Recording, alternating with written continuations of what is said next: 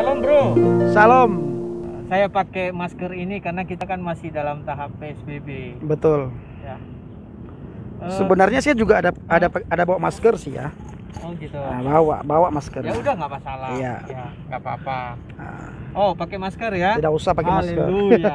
Berarti evangelis ini selalu juga mengikuti aturan pemerintah. Iya. Oke, bro, ini menyambung yang Saya video saya keluar ini. Saya Oh, buka iya, siap, maskernya siap. ya, biar suaranya lebih jelas. Iya, iya. Oke. Memang. Dibuka aja. Oke. Oke, iya. Gini, bro, yang menyambung pembicaraan kita kemarin yang video bro kemarin yang tentang kehidupan Bro Pendi ya, waktu menjadi pengikut Kristus pertama kali gitu. Nah, ada beberapa pertanyaan yang kelewat kemarin itu karena udah sore juga ya, udah malam ya. Iya. Jadi mungkin saya akan menyampaikan lagi pertanyaan ini gitu. Iya. Dan pertanyaan ini juga sering banget saya lihat ada mungkin di YouTube Bro Pendi juga ya kali ya. Ada komentar gitu mungkin. Iya ya. Nah, ya itu juga mengganggu sekali kali ya Bro Pendi ya gitu ya. Sangat terganggu tapi. Sangat terganggu ya. Tapi nggak masalah kan kalau saya tanya gitu, nggak merasa terganggu. Ini saya mau klarifikasi aja gitu. Enggak. Kadang-kadang terganggunya ada cacian, makian, itu terganggu sekali ya. Oke. Karena tapi nggak masalah ya kalau saya tanya ya. Enggak masalah. Oke. Ya gini guys, saya mau tanya ini mungkin sensitif juga guys. Tapi ya daripada kita penasaran, mendingan kita tanya aja gitu ya. Mumpung beliau ada di sini gitu ya. Gini bro, katanya kamu itu murtadin, ya gitu kan? Iya. Terus tanggapan keluarga Bro Pendi awal-awal mengenal Kristus itu seperti apa gitu? Bisa diceritakan? Kalau tanggapan ya, yang pertama sekali malu, keluarga malu sekali ya. Keluarga sangat malu ketika saya menjadi seorang murtad.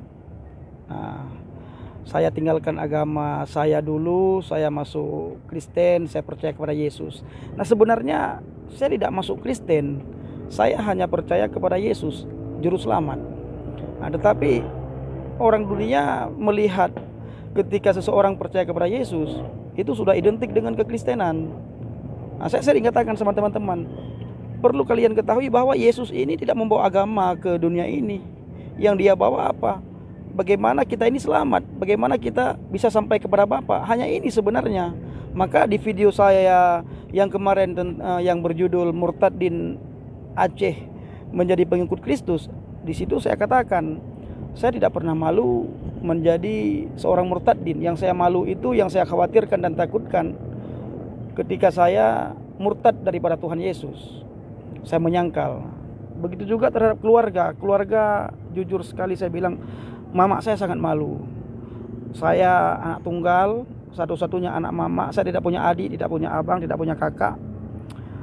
Bapak meninggal di saat umur saya 1 tahun. Terus pada tahun 2015 kemarin saya masuk Kristen.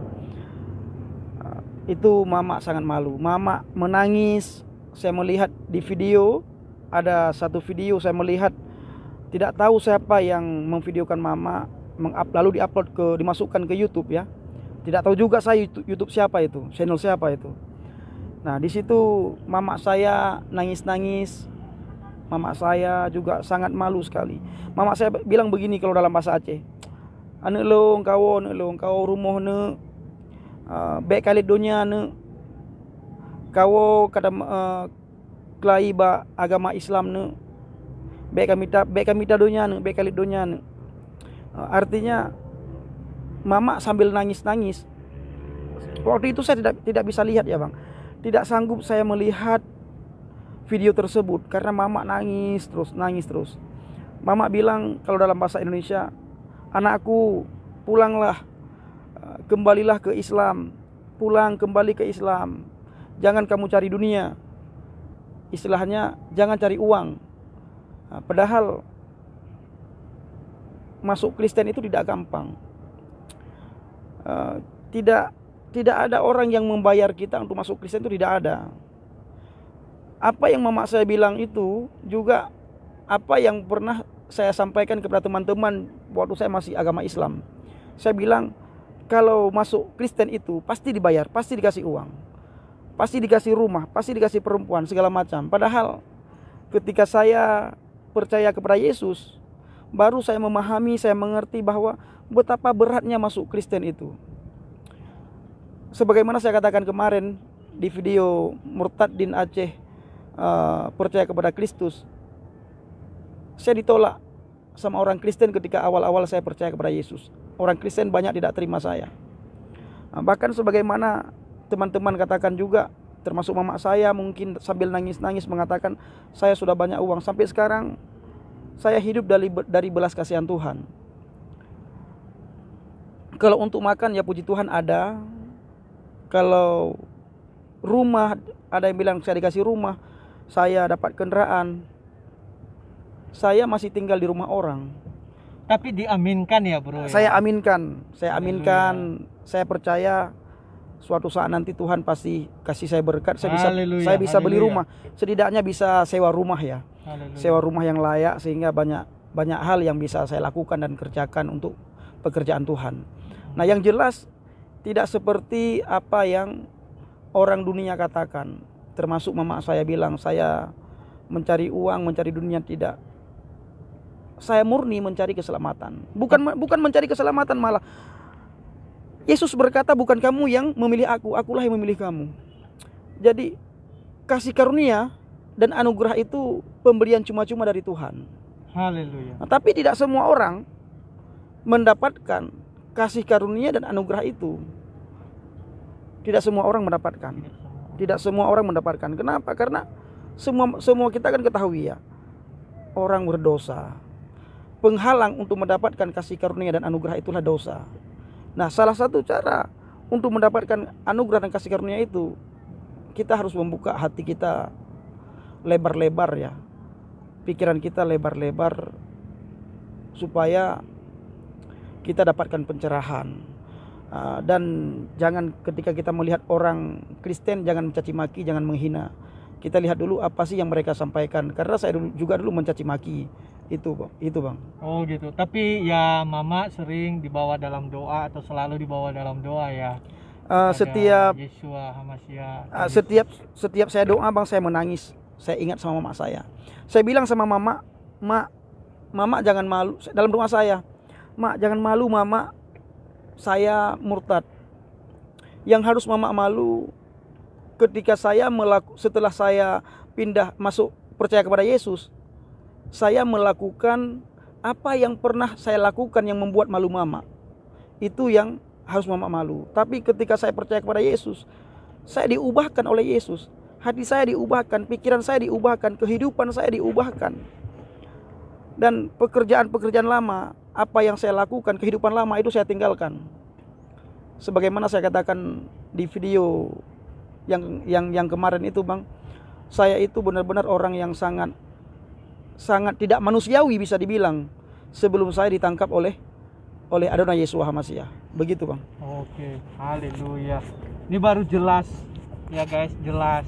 Terus saya mau nanya nih, ini santai aja ya bro ya. Siap. Awal pertama masuk Kristen, iya, gitu kan, percaya Yesus atau Yeshua Hamashiach, itu bro Pendi ini beribadah di mana? Terus pengalaman pertama kali beribadah kepada Tuhan itu seperti apa? Pertama sekali saya beribadah waktu saya dari Aceh, kan saya ke Medan ya. Nah, di Medan saya 18 hari.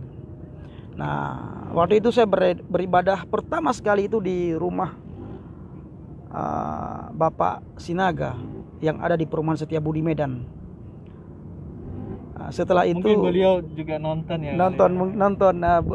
Bapak Si Naga ini sekarang menjadi bapak angkat saya juga di Medan. Kalau saya ke Medan, saya pelayanan ke Medan, itu beliau minta saya nginap di rumah beliau. Dan puji Tuhan, beliau sayang sekali sama saya. Nah, rasanya beribadah itu sukacita, damai sejahtera yang luar biasa. Nah, kenapa? Karena saya bisa mengutarakan, ya, bisa ibadah di dalam kekristenan itu kan berbeda dengan ibadah-ibadah yang lain. Kita bisa berbahasa apa saja dengan Tuhan. Berbahasa apa saja. Bukan saja kita dituntut harus berbahasa Ibrani, harus berbahasa Yunani, tidak. Tetapi yang penting apa yang kita doakan itu ketika beribadah, komunikasi kita dengan Tuhan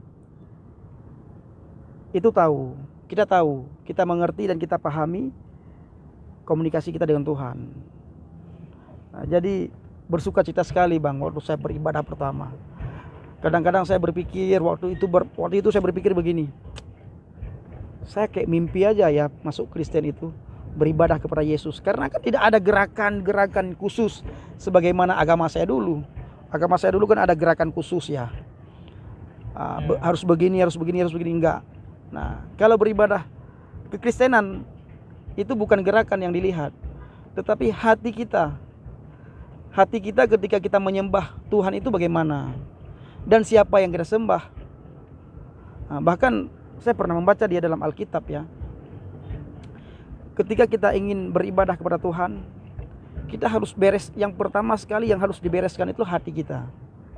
Itu Bang, jadi sangat sukacita sekali. Sangat sukacita. Itu tidak bisa. Yang jelas ya Bang, tidak bisa saya ungkapkan sukacita saya itu luar biasa. Tidak bisa saya ceritakan dengan kata-kata. Tapi pada waktu itu merasa takut nggak sih gitu melakukan hal pertama gitu dalam hal beribadah yang berbeda gitu?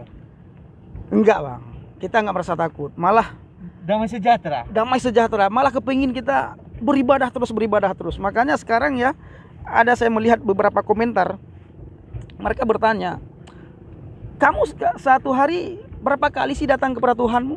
Kalau kami kan satu hari 5 kali dulu. Terus kamu kan datang ke gereja, beribadah di gereja kan seminggu sekali. Kalau kami kan setiap waktu 1 hari 5 kali itu datang ke gereja, datang ke masjid untuk sholat.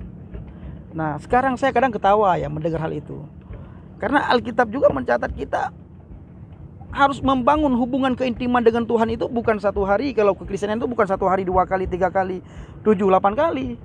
Setiap waktu kita harus membangun hubungan keintiman dengan Tuhan. Setiap waktu, setiap menit. Jadi tidak ada batas.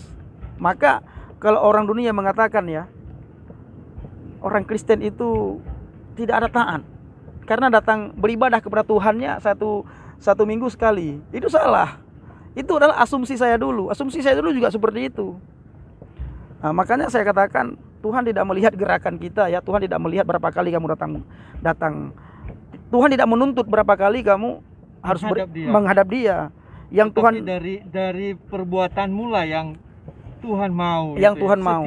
Setiap saat. Makanya dalam Alkitab ditulis ya, kamu akan dikenal dari perbuatanmu, dari imanmu, dari sebab buah. Kita ini adalah terang dunia. Terang ya? dunia benar. Haleluya. Nah, Bro, ada satu ya, mungkin ini bukan lelucon tapi ini juga bagian dari pertanyaan-pertanyaan orang gitu. Ini tambah lama tambah hitam. Ini gara-gara nggak pernah wudhu lagi atau bagaimana ini? Ya, kemarin ada juga yang bilang kepada saya, lihat tuh mukanya, muka sudah jauh daripada air wudhu, air sembahyang katanya. Semakin hari kamu semakin gelap, semakin hitam.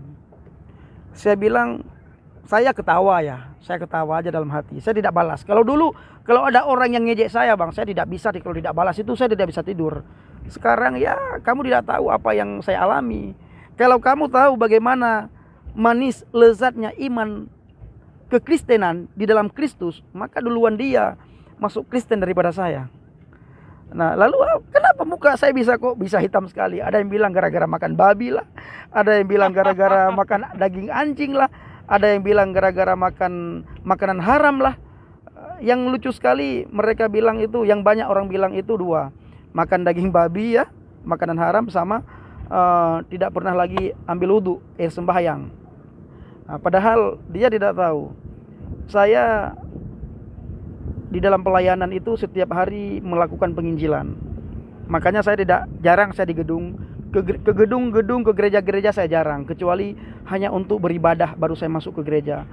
Yang selanjutnya saya mencari jiwa-jiwa ke pedalaman, apalagi di daerah Mentawai, Padang. Saya sering ke Padang Mentawai. Itu di sana panasnya minta ampun. Bahkan saya juga pernah ke Bangka Belitung, panasnya juga minta ampun. Saya pernah ke Batam, juga sangat panas. Pernah ke Kalimantan Barat, di situ juga ya Tuhan, panasnya minta ampun. Jadi setiap saya pulang pergi ke lapangan, pulang, itu jangankan orang berbeda keyakinan ya Bang, orang yang satu keyakinan pun bertanya, kok bro, kamu tambah hari tambah gelap ya? Tapi jawabannya itu, karena itu kasih karunia. Kasih karunia. Yang perlu diketahui adalah Tuhan tidak melihat gelap gelap gitu atau putihnya kulit kita, bercahaya atau tidaknya muka kita. Yang Tuhan lihat, bercahayakah hatimu atau tidak ketika menghadap aku. Dan perbuatanmu. Dari perbuatanmu engkau akan dikenal. Haleluya. Dari buahnya. Jadi yang penting itu di hadapan Tuhan adalah bagaimana hati kita itu putih seputih salju. Maka Yeshua HaMashiach pernah mengumpamakan begini ya. Yesus Kristus pernah mengumpamakan begini. Ini kalau dilihat dari pakaianmu ya, dari pakaianmu itu persis seperti seonggok kuburan yang luarnya itu dibaluri dengan cat putih, dipercantik, diperindah luarnya, tapi di dalamnya itu adalah tulang belulang. Bahkan kadang-kadang bukan tulang lagi, sudah belatung di dalamnya itu. Sementara yang kelihatan itu kamu percantik, kamu perindah, tapi tulangnya dalamnya itu sangat luar biasa. Maka Tuhan menuntut kita jaga hati kita. Kita harus selalu menjaga hati. Nah, cara kita melihat seseorang itu menjaga hati itu yang pertama sekali dari perkataannya. Kalau yang dia ucapkan itu adalah perkataan yang menjadi berkat bagi orang lain, maka secara otomatis hati orang tersebut itu baik, dia menjaga hatinya. Tapi bila yang keluar dari mulut seseorang itu ya, lisan seseorang itu lason hara kalau bahasa Ibrani, lidah yang jahat ya, perkataan yang sangat menyakitkan orang lain, itu patut dipertanyakan hatinya itu gimana sih. Begitu Bang. Oh, oke. Luar biasa. Nah, satu lagi nih. Katanya kalau dulu bro ini sering berpuasa. Iya. Ikut kalau setiap tahun Ramadan ya kalau. Iya. Nah, emang di Kristen nggak ada puasa apa? Atau memang malah lebih lagi gitu mengenal Yesus itu, Yeshua HaMashiach itu dalam segala firman-Nya itu, dan melakukan juga yang orang bisa melakukannya seperti hal berpuasa. Dan apakah itu juga istilahnya bertentangan dengan iman Bro Pendi bila tidak melakukan puasa, atau memang bagaimana gitu? Pernah melakukan puasa nggak di ketika saya masuk Kristen sekarang? Mengenai puasa, kalau di dalam iman percaya saya dulu kan setahun sekali ya puasa selama sebulan. Nah, itu wajib. Nah, yang selanjutnya itu ada puasa Senin Kamis, ada puasa di bulan Rajab, ada puasa juga puasa Asyura. Oh ya? Ada bermacam-macam puasa. Puasa Senin Kamis itu puasa sunan. Nah, apakah ketika saya percaya kepada Kristus, percaya kepada Yeshua HaMashiach, saya berpuasa? Malah kita dituntut untuk masuk Kristen itu, dituntut untuk lebih dekat kepada Tuhan kok. Intinya itu ya sebenarnya ya? Intinya itu. Bukan masalah agamawi. Bukan masalah agamawi. Kamu puasa setiap hari biar dilihat orang ya. Tapi kalau tidak melekat sama tidak Kristus, melekat dengan gitu? Kristus, keintiman itu tidak ada, ya percuma. Nah, jadi kalau kita melihat orang, bagaimana sih cara melihat orang itu intim dengan Tuhan? Ya, kita melihat dalam kehidupannya, dia mengasihi nggak sesama. Kalau dia tidak mengasihi sesama, tidak mungkin dia bisa mengasihi Tuhan yang tidak kelihatan. Sementara orang yang kelihatan aja tidak bisa dia kasihi. Hanya itu. Jadi puasa di dalam kekristenan itu adalah ada tujuan dan maksudnya.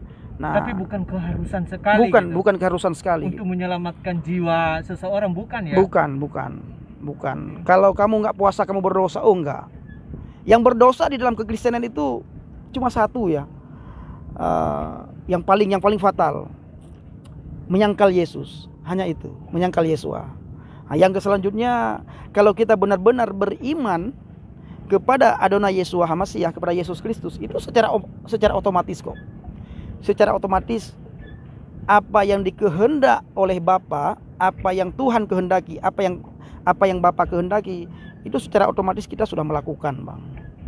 Walaupun kadang-kadang ada rasa berat ya, tapi setidaknya kita melakukan itu dengan penuh kedamaian, dengan penuh sukacita. Itu, Bang. Jadi luar biasa. Di dalam kekristenan itu luar biasa. Makanya saya berpesan kepada orang-orang yang menghina saya, Long pegah ba urang dron memandum. Kalau bahasa Aceh begini, Bang. Long pegah ba urang dron memandum. Saya katakan kepada Bapak Ibu semuanya, kepada saudara semuanya,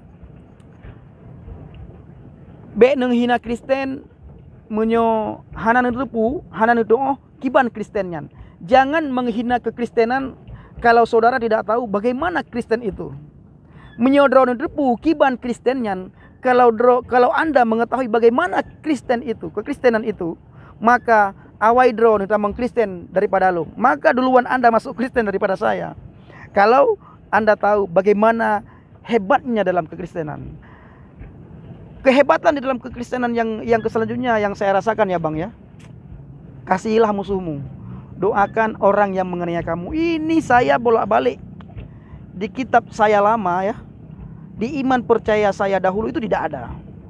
Tidak ada. Bahkan kalau di dalam kitab saya dulu itu, dalam Al-Qur'an itu, orang yang murtad itu wajib dibunuh. Harus dibunuh. Nah, supaya tidak menyesatkan orang lain. Kan begitu, kira-kira begitulah. Oke. Berarti iman Bro Pendi sekarang udah membuat Bro Pendi bersuka cita ya? Karena ada jaminan keselamatan. Sebenarnya Bang, bukan saja bersuka cita, tetapi bukan saja bersuka cita karena saya sudah mendapatkan keselamatan. Yang saya rasakan selama saya hidup di dunia ini ya, Bang ya. Karena sukacita keselamatan kan juga nantinya di akhirat saya dapatkan ketika saya mati. Nah, yang sekarang itu yang paling membuat saya sukacita itu adalah saya tidak lagi melakukan apa yang saya lakukan sebelum saya percaya kepada Yesus. Benar-benar saya selalu ulang-ulang, saya bukan orang baik. Nah, tetapi kalau kita melihat dalam Alkitab ya, itulah gunanya Tuhan. Yesus pernah berkata, yang memerlukan dokter itu bukan orang sehat, tapi orang sakit. Nah, yang memerlukan tabib itu bukan orang girang gemirang, bukan, tapi orang sakit. Orang itu.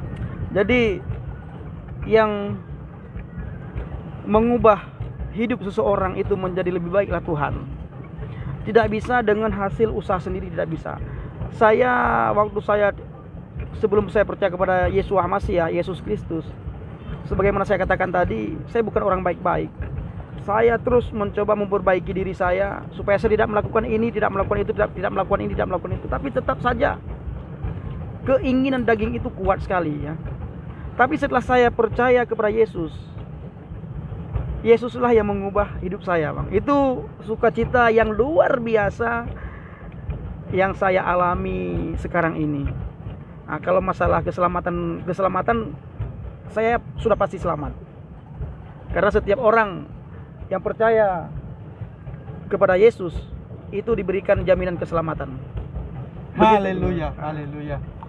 Jadi Bro Pendi sekarang sudah mendapatkan apa yang menjadi keinginan Bro Pendi, yaitu mengikut Tuhan. Iya.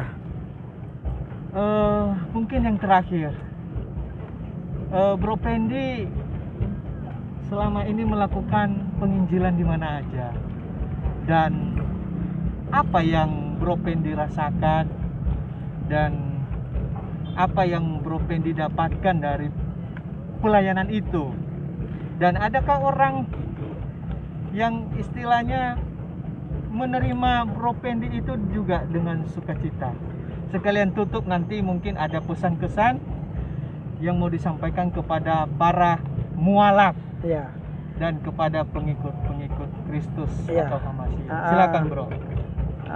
Saya sudah melakukan penginjilan pertama sekali ya ke Mentawai ya. Mentawai itu daerah Sumbar, Sumatera Barat.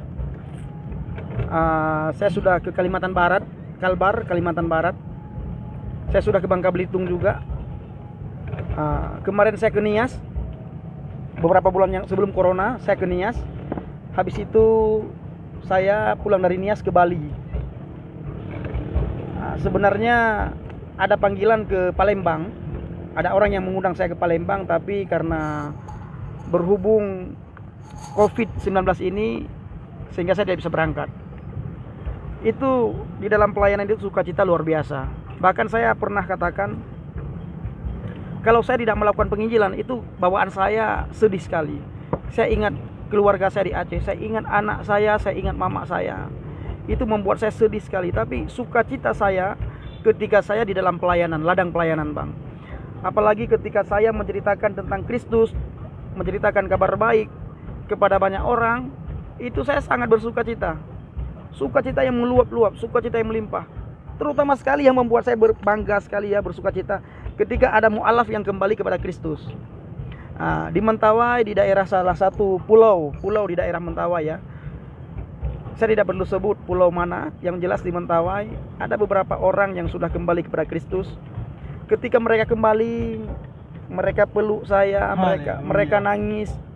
Waduh, saya merasa Tuhan luar biasa, Tuhan bekerja, Tuhan luar biasa. Di mana kita ketahui bahwa saya kan baru dalam Tuhan Bang. Baru sekali dalam Tuhan, baru seumur jagung, baru 5 tahun. Dan saya juga belum melakukan banyak hal lah sebagaimana orang lakukan. Tetapi kalau kita Tuhan ya, yang Tuhan tuntut daripada kita itu cuma satu ya. Jadilah terang dan garam, maka kita sebenarnya sudah melayani Tuhan itu. Ketika kita menjadi garam, ketika kita menjadi terang, maka disitulah awal kita pelayanan itu di situ sebenarnya. Jadi tidak mesti kita harus sekolah teologi dulu baru kita bisa pelayanan, enggak. Setiap orang Kristen jadi terang, jadi garam, maka kamu sudah melayani. Itu. Jadi begitu Bang. Haleluya. Rata-rata di dalam ladang pelayanan ya, di pedalaman itu orang menerima saya itu dengan senang sekali. Senang sekali. Saya masih ingat waktu di Kalimantan Barat. Itu ada satu keluarga, bisa dibilang ya, Pak Pendi itu katanya, kata apa namanya itu, kata suami istri ya. Pak Pendi sudah punya calon belum, ditanya. Kenapa Pak? Kenapa Mak? Saya tanya. Kalau belum, kita punya anak di Pontianak katanya. Anak kita itu belum ada calon. Sangat baik anak kita, sangat cantik. Waduh, saya sangat bersuka cita waktu itu. Tapi karena saya sudah anggap, padahal baru sebulan Bang saya tinggal di Kalbar ya. Saya anggap orang suami istri ini sudah tua orang ini. Saudara. Saudara. Bukan saya saudara Bang. Saya sudah anggap mereka ini seperti orang tua saya. Saya tidak jawab apa-apa. Saya bilang, saya berdoa dulu Pak, Mak sama Tuhan. Kalau Tuhan izinkan kenapa tidak? Tapi kalau Tuhan tidak izinkan, Mama dan Bapak tetap Mama dan Bapak saya. Saya tetap anak Mama.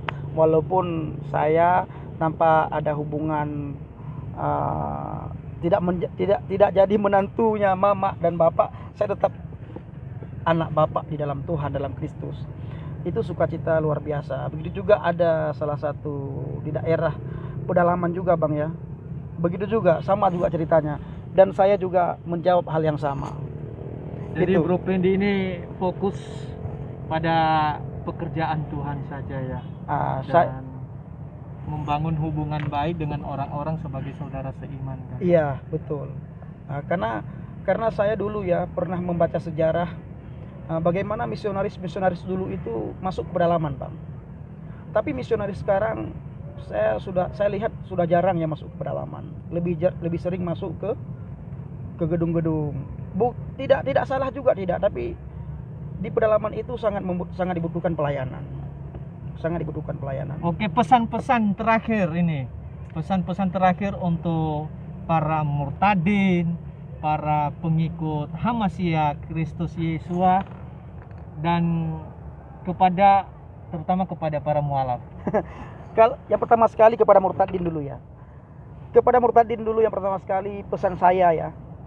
Tetap bertutur kata yang sopan santun, yang lemah lembut. Milikilah akhlak yang baik, adab yang baik, tutur kata yang baik. Lalu selalu membangun hubungan keintiman dengan Tuhan, akrab erat melekat dengan Tuhan. Lalu yang paling penting adalah harus berani menunjukkan iman kepada dunia. Jangan bersembunyi di balik iman. Istilahnya jangan bersembunyi di balik hikmat ya. Jangan takut. Jangan takut untuk tidak menunjukkan iman kepada orang-orang, kepada dunia. Jangan bersembunyi. Saya pernah mengalami ketika orang bertanya, kamu ini agama Kristen apa agama Islam? Saya tidak jawab, saya senyum aja. Tapi kalau sekarang kalau orang bertanya, bahkan kalau ditanya, Bro Pendi apa kabar? Dulu saya jawab alhamdulillah, kabar baik. Sekarang kalau ditanya, Pak Pendi apa kabar? Puji Tuhan, haleluya, Tuhan Yesus luar biasa, kabar baik. Siapapun yang bertanya, baik dia agama Islam, agama Katolik, agama Buddha, Konghucu, orang bertanya kabar saya selalu jawab, puji Tuhan, haleluya. Berarti sudah berani menyatakan iman Bro Pendi kepada orang-orang ya? Ya? Ketika berani menyatakan iman kepada orang-orang ya, itu saya merasakan kemerdekaan, kemerdekaan yang luar biasa. Tidak lagi bersembunyi. Dulu kan saya sembunyi-sembunyi, Bang. Saya tidak berani, takut segala macam. Karena saya pikir berhikmatlah. Padahal kita tidak akan tahu hikmat itu kapan datang kalau kita tidak pernah melakukan. Kepada pengikut Kristus. Kepada pengikut Kristus, jangan tergoda, mungkin itu salah satunya. Jangan tergoda terhadap dunia, bukan jangan tergoda, Bang ya. Jangan panik. Jangan tergoda berpindah untuk keyakinan seperti para mualaf ya. Meninggalkan Kristus, menyangkal Yesus. Tetap teguh di dalam iman, pengharapan dan kasih kepada Tuhan. Terus satu lagi, Bang, jangan terpengaruh dengan omongan mualaf. Baik itu mualaf Yahya Holoni ya, maupun Bangun Samudra, Ihsan Mokaginta, mualaf Bapak Nababan, Ustadz Nababan, jangan terpengaruh. Satu yang perlu kita ketahui, orang yang benar-benar beriman kepada Alkitab, orang tersebut tidak akan menyangkal Alkitab.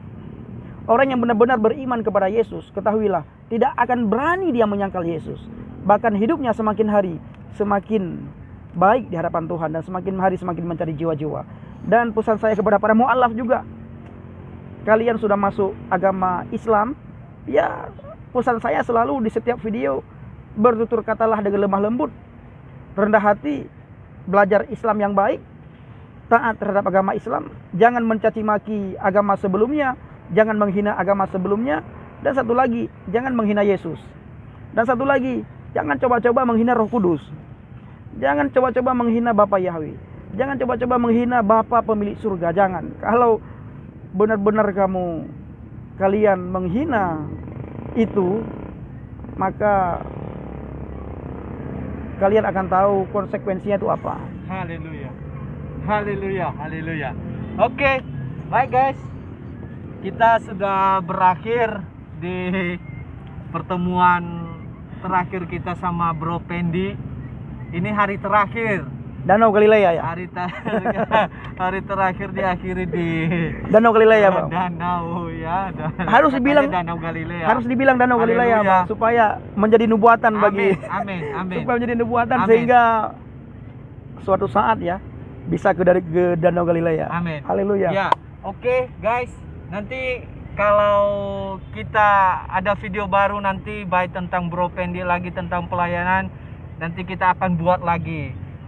Yang penting berbijaklah untuk mengkomen ya. Kalau ada kata-kata bijak, ada kata-kata baik, saran, ya bolehlah di komen di YouTube beliau ya. Terus Kalau ada like gitu ya. Kalau ada yang minta nomor WA, kasih aja nomor WA-nya di situ. Oke. Nanti Jadi, kita pasti hubungi. Nomor WA-nya disertakan aja kalau mau membangun komunikasi lagi gitu ya sama Bro Pendi. Terus jangan lupa di subscribe, dan kalau ini menjadi berkat bagi semua orang dan bagi Anda sendiri, ya bisa disebarin ya Bro Pendi ya.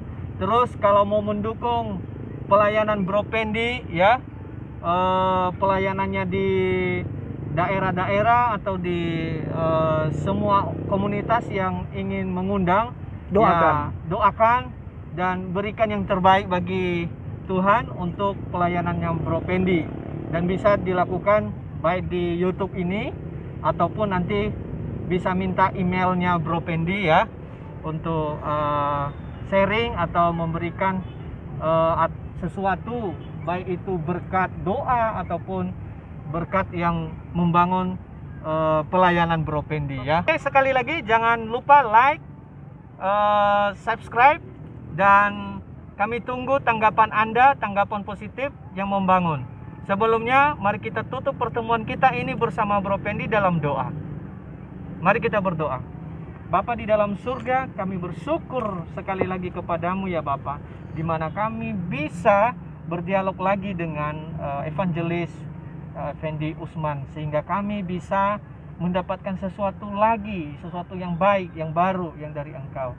Biarlah pembicaraan ini, dialog ini menjadi berkat bagi semua orang. Terpujilah nama Bapa, terpujilah Engkau ya Bapa kami di surga. Di dalam nama Yeshua HaMashiach. Haleluya, haleluya. Amin. Amin. Salam Aki, aku kabarkan Injil keselamatan.